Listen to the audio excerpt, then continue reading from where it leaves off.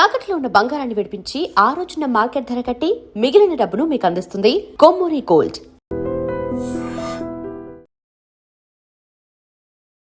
Sir నమస్తే. మరికొద్ది గంటల్లోనే శనివారం ఉదయం పాకిస్తాన్ ఇస్లామాబాద్ లో టాక్స్ అనేవి జరగబోతున్నాయి. దానికి అన్ని ఏర్పాట్లు చేశామని పాకిస్తాన్ అనౌన్స్ చేసింది. ఆల్రెడీ ఎలా ఏర్పాట్లు ఉన్నాయో చూడడానికి అమెరికా నుంచి బృందం వచ్చింది. నెక్స్ట్ ఇప్పుడు ప్రతినిధుల బృందం కూడా బయలుదేరింది.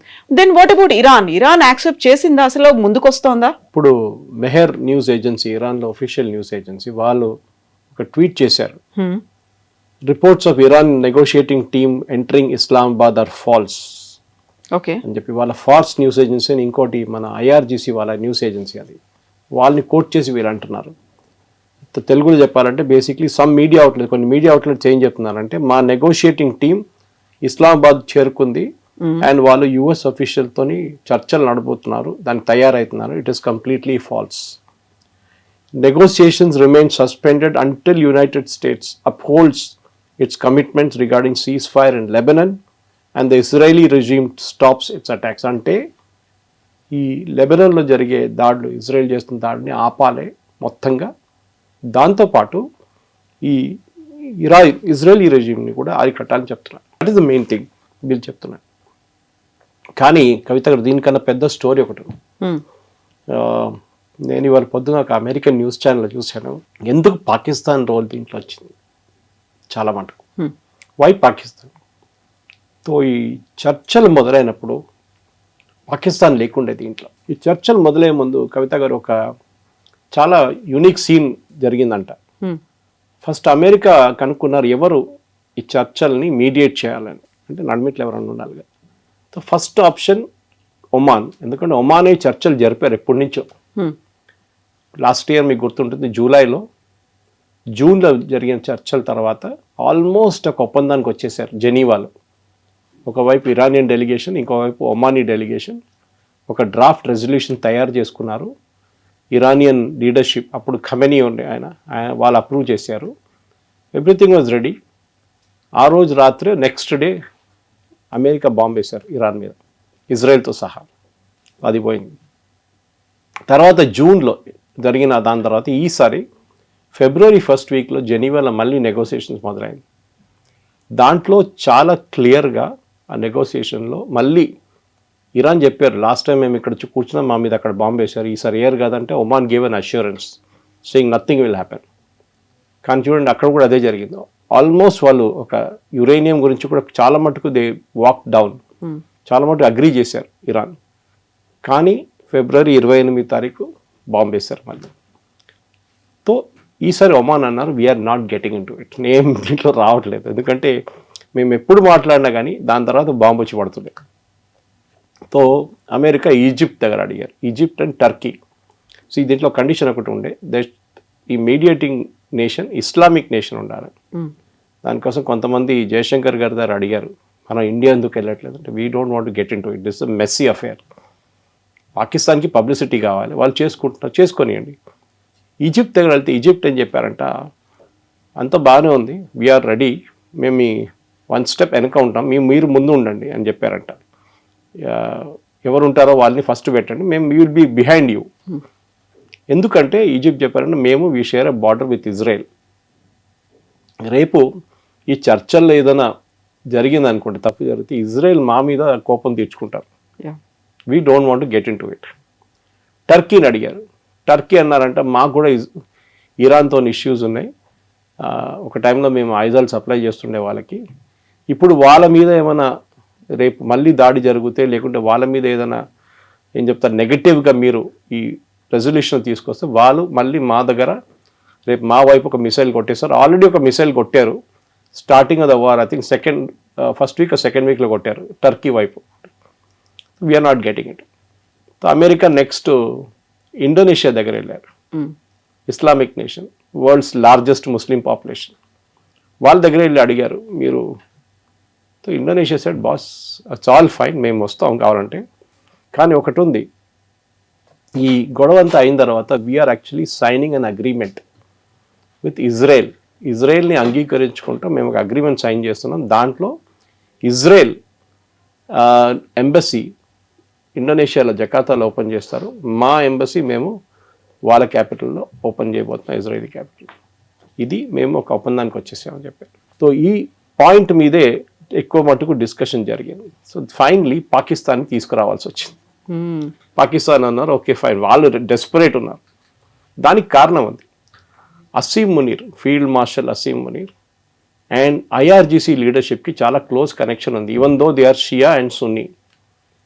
అది కారణం ఏంటంటే ఈ పాకిస్తానీ ఆర్మీ చీఫ్స్ అందరూ చాలా మటుకు స్విట్జర్లాండ్లో బ్యాంక్ అకౌంట్లు కానివ్వండి, లండన్లో ఇల్లు కొనుక్కుంటారు ఫస్ట్.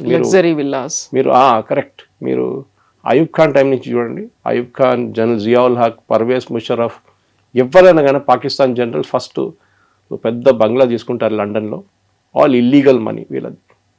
అది సేమ్ ఈయన కూడా ఉంది అక్కడ, అసీం మునీర్ కూడా పెద్ద ఇల్లు ఉంది, వాళ్ళ పిల్లలు కూడా అక్కడే చదువుకుంటున్నారు అందరు బయటనే.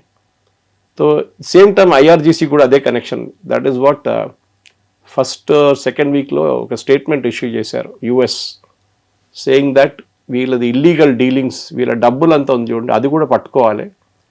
ఐఆర్జీసీ అనేది మనం అనుకుంటాం కవిత గారు, దట్ ఒక సెక్యూరిటీ ఫోర్స్ అని అనుకుంటాం మనం, ఒక ఆర్మీ లాగా కాదు.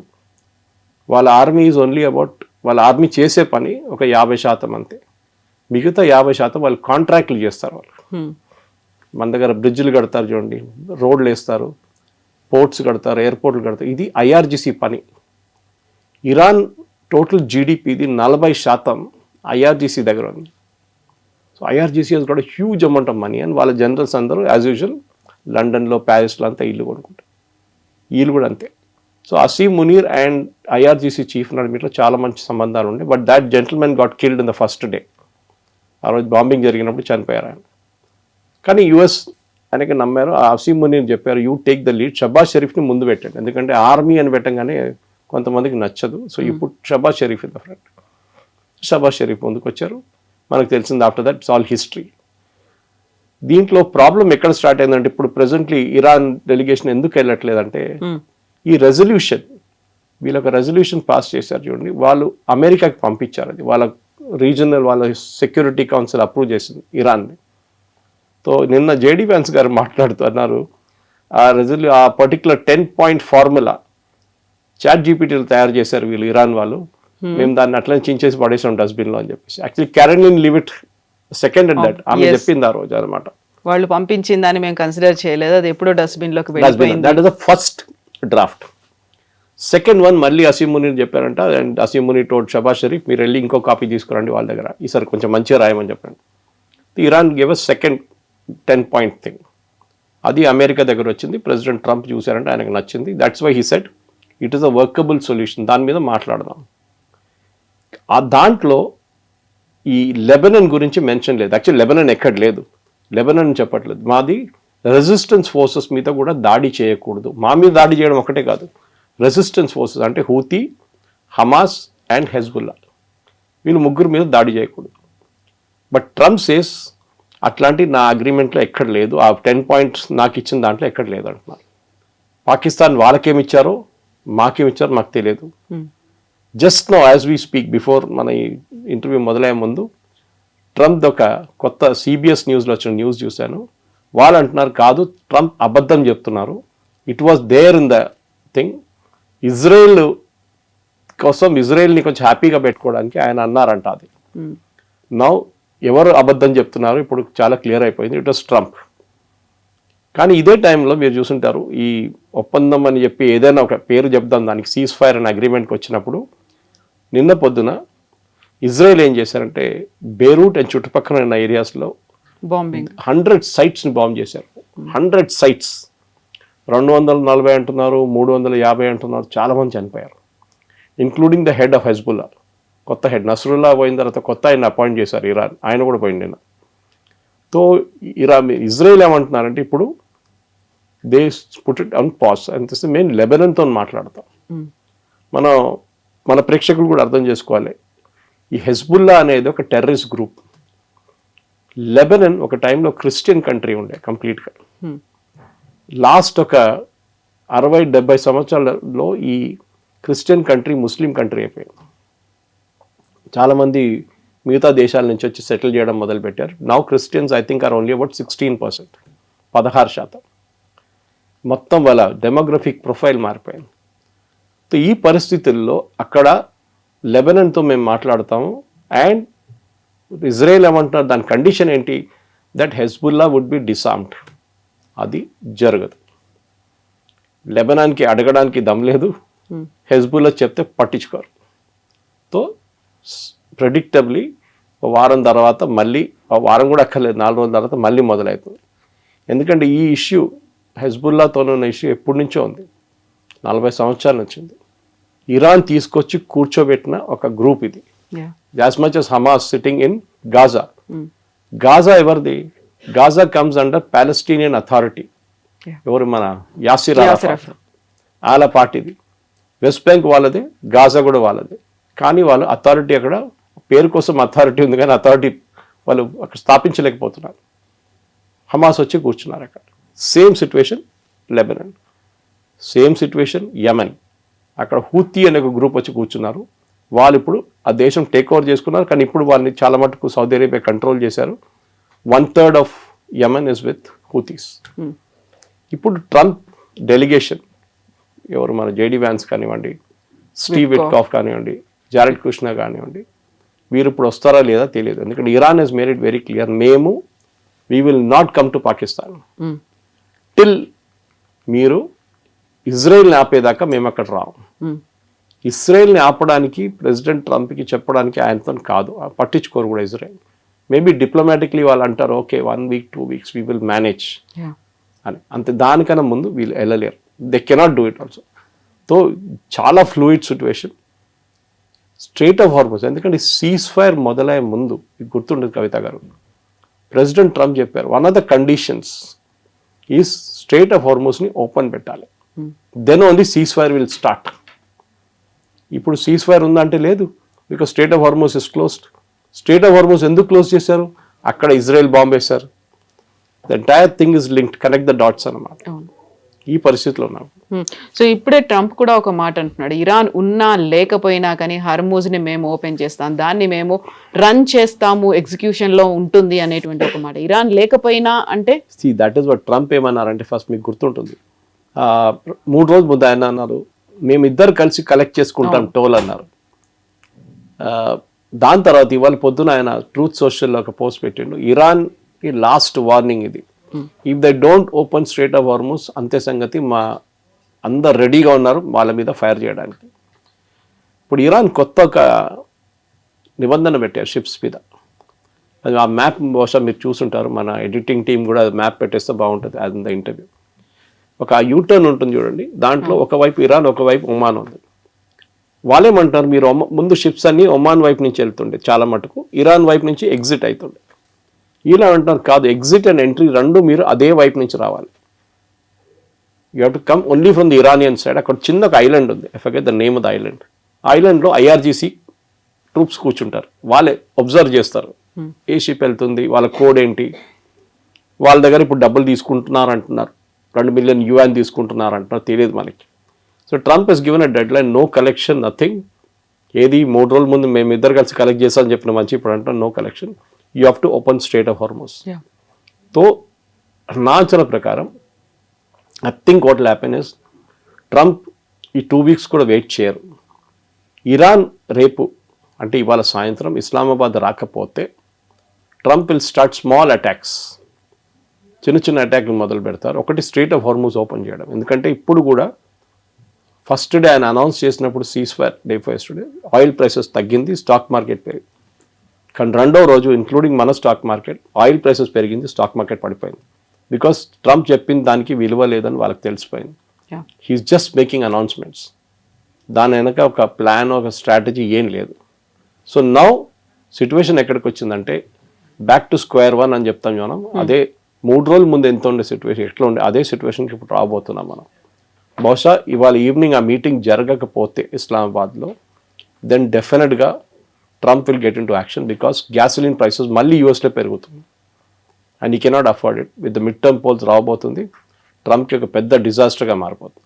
ఎగ్జాక్ట్లీ. ఇప్పుడు ఇస్లామాబాద్ టాక్స్ అనేవే 2 దేశాల మధ్య జరుగుతాయి, పాకిస్తాన్లో దానికి వేదిక అవుతుంది అని చెప్పిన తర్వాత అమెరికా ఆల్ సెట్, ఎవరెవరు వెళ్తున్నారు, ఎప్పుడు బయలుదేరుతున్నారు, ఆల్రెడీ అక్కడ 30 మంది టీం వెళ్ళి చూస్తోంది అక్కడ ఏర్పాట్లు ఎలా ఉన్నాయి అనేది. ఇన్ని చూస్తుంటే ఇరాన్ దగ్గర నుంచి అటువంటి ఒక బృందం రాలేదు, ఎవరు వస్తారు లేదు అనేది ఉన్నప్పుడు అమెరికా, అందులోనూ డొనాల్డ్ ట్రంప్ చూస్తూ ఊరుకోరు కదా. ఇక్కడ దాకా వచ్చిన తర్వాత ఎవరిని ఫూల్ చేస్తున్నారు, ఎవరిని ఇన్సల్ట్ చేస్తున్నారు అనే మాట వస్తుంది. ఇది నెగోసియేషన్లో ఒక టాక్టిక్ ఇది. అంటే మీరు ఆపోజిట్ పార్టీ ఏమి ఎక్స్పెక్ట్ చేస్తున్నారు అది చేయకూడదు, చేస్తే మళ్ళీ దేర్ ఇస్ నో నెగోషియేషన్, మీరు యాక్సెప్టెన్స్ ఉంటుంది అప్పుడు. సో ఇరాన్ క్లాసిక్ గేమ్ ఆడుతున్నారు. ఇది ట్రంప్కి తెలియట్లేదు, బహుశా ఆయనకు తెలిసి ఉంటుంది, కానీ ఆయన is not anticipating this will happen అని. కనెక్షన్ నేను చెప్పాను చూడండి, Lebanon, Hezbollah, Israel, Iran, straight of Hormuz and Pakistan, ఇదన్నీ ఒక కనెక్షన్ ఉంది. ఇప్పుడు ఒక్కటి జరుగుతూనే ఒకటి మూవ్ అవుతుంది, చెస్ బోర్డ్ లాగా, otherwise it will not move. And డెఫినెట్గా ట్రంప్ స్ట్రాటజీ ఆయన ఏం చెప్పట్లేదు, కానీ ఆయన ఇప్పుడు లాస్ట్ ఒక 5-6 అవర్స్లో వచ్చిన ట్రూత్ సోషల్ చూస్తే ఆయనకు చాలా కోపం వచ్చినట్లు ఉంది. దట్ అమెరికాలో ప్రతి ఛానల్ ఆయన తిడుతున్నారు, మీరు చూసుంటారు. న్యూయార్క్ టైమ్స్ని New York false news, fake news, నేను సరెండర్ చేశాను అంటాడు. ఏం సరెండర్ చేశాను, నేనేం సరెండర్ చేయలేదు, America is not lost, America is one, అది ఇదని చెప్పి ఫుల్. దాంతోపాటు నిన్న సాయంత్రం, ఇవాళ పొద్దున కూడా అనుకుంటాను, అదే టైంలో ముస్తఫా ఖమీనీ నుంచి ఒక స్టేట్మెంట్ వచ్చింది, సేయింగ్ దట్ మా దగ్గర చనిపోయిన వాళ్ళకి సంతాపం తెలుపుతూ, వాళ్ళ చనిపోయిన ఎవరెవరు వాళ్ళని చంపారో వాళ్ళని మేము ఇడవాము. So that means Israel and US. అది కాకుండా మా దాంట్లో డెస్ట్రాయ్ చేసిన అన్ని ఇన్ఫ్రాస్ట్రక్చర్ కానీ హౌసింగ్ కానీ ఏదైనా దానికి నష్టపరిహారం ఇవ్వాల్సిందే. So they have to give money. So this is complicating things more. ఆయన బతికున్నాడా లేదా మనకు తెలియదు, కానీ బట్ ఒక స్టేట్మెంట్ మాత్రం రెగ్యులర్గా వస్తూనే ఉంది అనమాట. So somebody is giving a statement. అంటే అక్కడ ఇరాన్లో ఉన్న పొలిటికల్ గేమ్ అర్థం చేసుకోండి కవిత గారు. He is indirectly telling IRGC, boss I'm your boss, so మీరు నా మాట వినాల్సిందే, don't go and negotiate directly with US. ఇరాన్లో ఒక హార్డ్ కోర్ గ్రూప్ ఉంది, ఇస్లామిస్ట్ గ్రూప్, ఐఆర్జీసీలోనే. వాళ్ళు అమెరికాతో ఏ ఒప్పందానికి అగ్రీ చేయరు. They will not, as long as అటువైపు ఇజ్రాయెల్ కూర్చున్న దాకా. ఏ రోజు ఇజ్రాయెల్ వాళ్ళ పని చూసుకుని వాళ్ళు వెళ్ళిపోతారు, అమెరికా ఒక్కరైపోతారు, ఆ రోజు they will get in to the act. So IRGC వైపు నుంచి జరిగే ఈ గేమ్ నడుస్తుంది. నేను నిన్న 2-3 American commentators, serious political commentators వాళ్ళ టాక్స్ విన్నాను. వాళ్ళు కూడా ఇదే అంటున్నారు, ఇది టిపికల్ అయతొల్లా ఖొమేనీ 79లో వచ్చిన అదే టైంలో జరిగిన ఒక కిడ్నాపింగ్ జరిగింది, మీకు గుర్తుంటుంది. అమెరికన్ ఎంబసీలో ఉన్న వాళ్ళ స్టాఫ్ని హాస్టేజ్గా ఉంచుకున్నారు. I think it went on for 1 year. Okay, దాని నడిమిట్లో ఒక రెస్క్యూ అటెంప్ట్ జరిగింది, అది ఫెయిల్ అయింది. అది అమెరికన్స్ ఇవాళ దాకా మర్చిపోలేదు. అదే సిచ్యువేషన్కి ఇప్పుడు వస్తున్నాం మనం. ఈసారి కిడ్నాపింగ్ లేదు, కానీ అమెరికాని కిడ్నాప్ చేసుకున్నారు ఇరాన్, అమెరికాను ఉంచుకున్నారు. ఇప్పుడు అమెరికాలో ఉన్న ప్రతి channel, including Fox News, which is his own channel, అంటే ఓన్ అంటే ట్రంప్ కోసం పాటలు పాడతారు పొద్దున్న లేవగానే వాళ్ళు కూడా అంటున్నారు, నో, ఇరాన్ ఈ యుద్ధం గెలిచింది. అంటే ఫిజికలీ ఉండకపోవచ్చు, మెంటలీ ఉండకపోవచ్చు, కానీ అట్ ఎ డిఫరెంట్ లెవెల్ వాళ్ళు గెలిచారు, ఎందుకంటే వాళ్ళు బతికి బయటపడ్డారు. This is the main thing. So పాకిస్తాన్లో జరగబోయే ఈ హైప్ క్రియేట్ చేశారు చూడండి, అది మొత్తం పడిపోయింది, హైప్ అంతా పోయింది. ఇప్పుడు I think we're back to square one. Next ఒక స్ట్రైక్ జరగాలంటే I think most probably Trump will call off the ceasefire by Monday or Tuesday, మళ్ళీ యుద్ధం మొదలవుతుంది. అదే ఇప్పుడు కాబోతుంది. సో కొన్ని గంటల్లో ఇస్లామాబాద్లో టాక్స్ జరుగుతాయి అనుకున్నట్టుగా, కొన్ని గంటల్లో 6th week కంప్లీట్ అయిపోయి 7th weekలో కూడా ఎంటర్ అవుతుంది. 7th weekలో ఎలాంటి డెసిషన్స్ తీసుకుంటారు? ఎందుకంటే ఇరాన్ అనేది వెళ్తోంది, చర్చలు కూడా యాక్సెప్ట్ చేయట్లేదు, మా డిమాండ్స్ నెరవేర్చండి అని అంటోంది. నెక్స్ట్ 7th week స్ట్రాంగ్గా ఉంటుందా? ఫస్ట్ ఆఫ్ ఆల్ మనం అర్థం చేసుకోండి, అమెరికన్ ఫోర్సెస్ గురించి అర్థం చేసుకోవాలి. ట్రంప్ ఇవాళ పొద్దున్న చెప్పారు, they are all cocked and ready to fire అని చెప్పేసి. వాళ్ళు మీరు ఒక పెద్ద షిప్లో, జెరాల్డ్ ఫోర్డ్ ఇప్పుడు రిపేర్కి వెళ్ళిందండి, అబ్రహాం లింకన్ ఉంది అక్కడ, దాంట్లో ఉన్న సెయిలర్స్ 2,000, 3,000, 4,000, 5,000 మంది ఉంటారు. వాళ్ళని మెయింటైన్ చేయడం ఈజీ కాదు. అట్ సీ ఈజీ, సేల్ అవుతున్నప్పుడు మీరు ఫిక్స్డ్ పొజిషన్లో యాంకర్ వేసి పెడితే ఇట్స్ వెరీ డిఫికల్ట్. వాళ్ళ ఫుడ్ కానీ వాళ్ళ నీళ్ళు అన్నీ ఇస్తారు, అన్నీ ఉంటుంది, కానీ ఇన్యాక్టివిటీ అయిపోతుంది. టేక్ ఆఫ్ ఉండదు, ల్యాండింగ్ ఉండదు, ఏముండదు, అది జరగదు. సో దానికోసం అంటున్నాను, they will get in to some kind of action. So ఏదో ఒక చిన్న చిన్న స్ట్రేట్ ఆఫ్ హార్మూజ్ ఓపెన్ చేయడానికి ప్రెసిడెంట్ ట్రంప్ యూజ్ చేయబోయే స్ట్రాటజీలో మీకు గుర్తుంటుంది, ఫస్ట్ 82nd ఎయిర్బార్న్ ట్రూప్స్ అని చెప్పి యూఎస్ నుంచి తెప్పించుకున్నారు. They are still there in the Gulf. వాళ్ళు పాసిబ్లీ ఖతార్లో ఉన్నారు. వాళ్ళతోనే వాళ్ళు I think you will try and open up Hormuz. ఎందుకంటే ఆ హార్మూస్ ఓపెన్ చేసి నేను ఓపెన్ చేసేసానని చెప్పి వెళ్ళిపోవడమే ట్రంప్ స్ట్రాటజీ ఇప్పుడు. అదర్వైజ్ ఆయనకి ఇంకే స్ట్రాటజీ లేదు. బికాస్ ఇరాన్ యురేనియం లేదని ఆయనకు కూడా తెలుసు, డస్ట్ అయిపోయిందని ఆయనకు తెలుసు, వాళ్ళ మిసైల్ కేపబిలిటీ మొత్తం పోయిందని, వాళ్ళ డ్రోన్ కేపబిలిటీ పోయింది. రేపు వస్తే కూడా మళ్ళీ వెళ్ళి కొట్టచ్చు దాన్ని. కానీ హార్మూస్ ఇప్పుడు ఓపెన్ చేయకపోతే, ఇన్ఫ్యాక్ట్ ఇవాళ పొద్దున ఒక క్యాన్బెరా ప్రొఫెసర్ ఆయన ఆస్ట్రేలియన్ టీవీలో మాట్లాడి చెప్పారు, సప్లై చైన్, మన కోవిడ్లో సప్లై చైన్ ఎట్లా ఎఫెక్ట్ అయింది మనకి, ప్రతి చైనా నుంచి రావాల్సిన ప్రతి కెమికల్ కానీ, ప్రతి చిప్ కానీ, ప్రతి ఎలక్ట్రానిక్ ప్రోడక్ట్ కానీ మొత్తం చైనా బ్లాక్ చేసి పడేశారు. This something very similar happening. It is not just crude oil. మన అందరు crude oil, diesel, petrol, gas అనుకుంటున్నాం, కానీ పెట్రోకెమికల్స్, ప్లాస్టిక్ బాటిల్స్ తయారు చేసే కావాల్సిన ప్రోడక్ట్ కూడా ఆగిపోయినాయి. యూరోప్లో దిస్ ఎ మేజర్ ప్రాబ్లం. నాకు ఇవాళ జర్మనీ నుంచి ఒక ఆయన ఒక టెక్స్ట్ పంపించి మీకు ఫార్వర్డ్ చేశాను నేను. చాలా దారుణమైన పరిస్థితి. ఇండియన్ అక్కడ ఇంకొక అబ్బాయి మొన్న ఫోన్ చేసి అంటున్నాడు, సార్ ఇక్కడ మీరు బిలీవ్ చేయరు, eggs are become double the price. ప్రతి దానికి రేట్ పెరిగిపోయింది సార్, ఇక్కడ మేము బతకలేకపోతున్నాం. He is a student who is doing Uber Eats delivery. ఆలోచించండి, సర్వైవ్ చేయడానికి. సో ప్రతి దేశంలో ఈ ప్రాబ్లం ఇప్పుడు వచ్చేసింది. మనం యూ షుడ్ బి థ్యాంక్ఫుల్. ఇప్పుడు నేను చెప్పగానే అందరూ అంటారు మోదీ భజన అంటారు, కానీ మీ పాకిస్తాన్లో 430 రూపాయలకి అమ్ముతున్నారు డీజిల్. ఓకే, పెట్రోల్ ఏదో 300 సంథింగ్. మన దేశంలో కూడా ప్రతి లీటర్ ఆఫ్ పెట్రోల్ ఇప్పుడు అమ్ముతున్న పెట్రోల్కి పెట్రోలియం కంపెనీస్కి నష్టం 25 రూపాయలు, డీజిల్ 100 రూపాయలు దాకా ఉంది నష్టం. కానీ వాళ్ళు అమ్ముతున్నారు, ఎందుకంటే దే మేడ్ ప్రాఫిట్స్ బిఫోర్, దీనికన్నా ముందు లాభాలు సంపాదించుకున్నారు. So Modi government obviously would have told them కొన్ని రోజులు నడిపించుకోండి. కానీ ఎన్ని రోజులు నడిపించుకుంటారు? ఇవాళ మనకు ఒక ఎల్పిజి 45,000 కెపాసిటీ ఉన్న ఎల్పిజి షిప్ వచ్చేస్తుంది మన దగ్గర. కానీ it's very very difficult to run this.